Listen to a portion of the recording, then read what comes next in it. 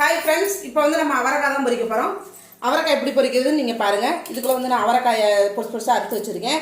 இந்த வெங்காயத்தையும் நான் அறுத்துட்டேன், வத்தல் வச்சுருக்கேன். வாங்க எப்படி அவரைக்காய் பொரிக்கிறதுன்னு பார்ப்போம்.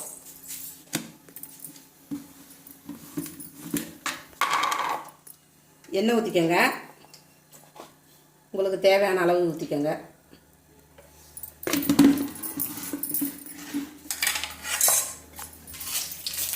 வத்தல் போட்டுக்கோங்க.